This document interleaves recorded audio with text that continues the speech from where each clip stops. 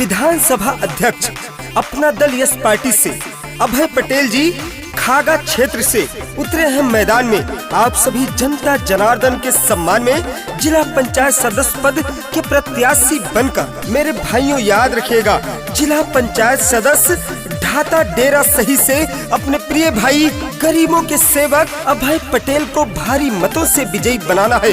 अपने गांव, अपने क्षेत्र, अपने शहर को विकास की तरफ ले जाना है। जिला पंचायत सदस्य पद पे अपने भाई अभय पटेल को बिठाना है। अपने क्षेत्र, अपने समाज को विकास की तरफ ले जाना है। सारी जनता का चहेता है, ये हर गरीब का बेटा है, ये हर गरीब का बेटा है। सारी जनता का चहेता है, ये हर गरीब का बेटा है। खाता की जनता बोले हम इनका साथ निभाएंगे, अभय पटेल को जिताएंगे, जिला पंचायत बनाएंगे, अभय पटेल को जिताएंगे।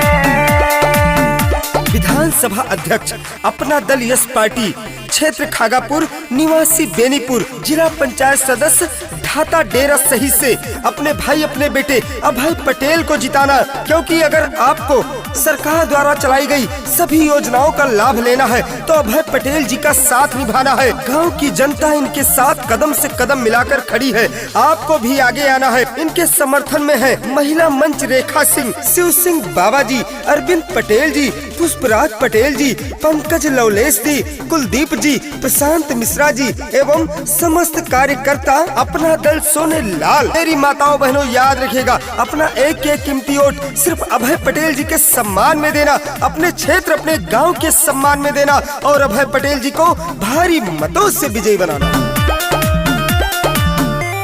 शेर हमारा जीत के आए, जनता को सम्मान दिलाए, जनता को सम्मान दिलाए। शेर हमारा जीत के आए, जनता को सम्मान दिलाए। सीना है फौलाद के जैसा, कौन भला इनसे टकराए। बोल रही है गांव की जनता, फिर माला पहनाएंगे, अभय पटेल को जिताएंगे, जिला पंचायत बनाएंगे, अभय पटेल को जिताएंगे। लत है अपना दल यस की, नशा भी सरेआम होगा। मेरे खून का कतरा कतरा अपना दल यस के नाम होगा।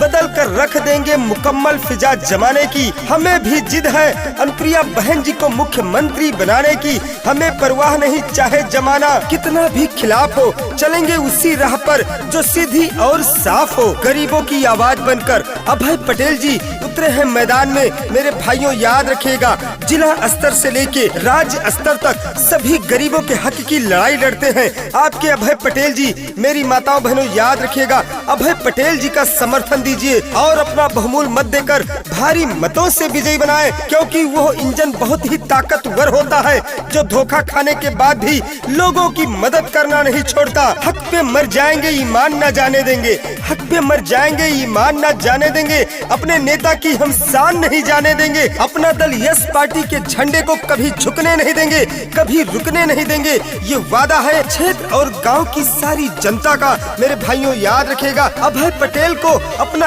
एक एक कीमती वोट देना है और भारी मतों से विजयी बनाना है। अपना जिला पंचायत सदस्य ढाता डेरा सही से बनाना। अभय पटेल का जलवा जारी, साथ में इनके जनता सारी, साथ में इनके जनता सारी। अभय पटेल का जलवा जारी, साथ में इनके जनता सारी। जो कहते हैं करके दिखाते, बातों में इनके दमदारी। बब्बर शेर है अभय पटेल जी, विजय तिलक लगाएंगे, अभय पटेल को जिताएंगे।